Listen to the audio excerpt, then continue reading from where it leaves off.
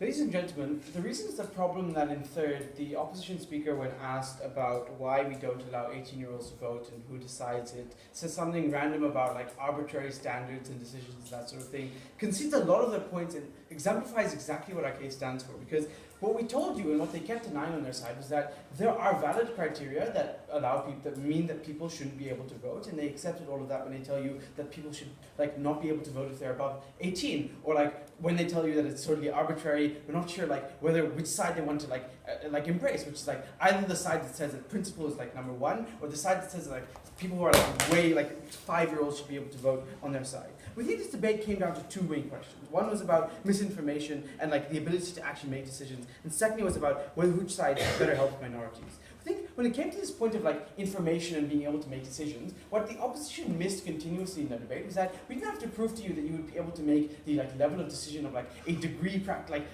economist or someone like that. What we had to prove to you was that like what we were looking for in the ability of like an electorate to make a decision was a middle ground between the one extreme which they proposed, like the idea of like having 5 people make a decision who are well informed, but also having a wide variety of interests dispersed and being able to take into account all of that. That's why we told you on our side that we best make people able to make decisions. But we think the thing that they were unable to deal with categorically was the idea of like misinformation, right? Because as much mitigation as they can do about like, oh, you can lie at certain points and that sort of thing, we told you that when it really mattered, which is in elections that make actual decisions over these sorts of things, we had ways in which you could make sure that you weren't being misinformed by like simple claims. Because what they always wanted to tell you about was like, you're never going to be able to get a test that tells you people are racist. Well, that was never what we were proposing in the first place, right? We were saying that like, we should have a test that says something like, and this responds directly, this was like stuff that we had already in our case about like what would be on these tests, was like things that like ask how much money does actually go to the European Union and that sort of thing, right? We're telling you that insofar as we were able to demonstrate on our side, even basically, that we were able to get rid of some level of misinformation and lead to a more educated, better decision-making process, our side wins this point entirely, ladies and gentlemen.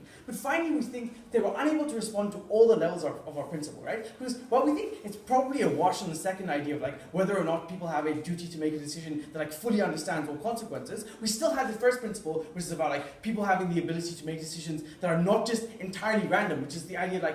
of like you don't know what either side means at all, and you're making a random decision that is based on a flip of a coin. We think they were never able to respond to that principle. That means they lost this debate entirely on that. So, ladies and gentlemen, what was this point about accountability, right? We think it's firstly less important point, but also a point that we categorically won, right? Because it came down to it in the end was like one about like people who are like in minorities, and secondly about people in general, right? They kept telling you on their side that people in minorities would tend to be more harmed on their side because they were less educated. Where they ignored all of this like nuance that we gave you about people caring about issues and being able to then like inform themselves about issues, and then like for example the idea that like a single mother is uninformed when like a single mother is uninformed because she's poor and black is actually quite a racist notion, ladies and gentlemen. We'll tell you on our side, like all levels of people, like the people who are like likely not to vote in this case are just people who don't care, right? Because we gave you several like mechanistic ideas as to why people would have a very, very like easy opportunity to get the like level of accountability and level of like understanding needed to vote in the first place, which meant that they weren't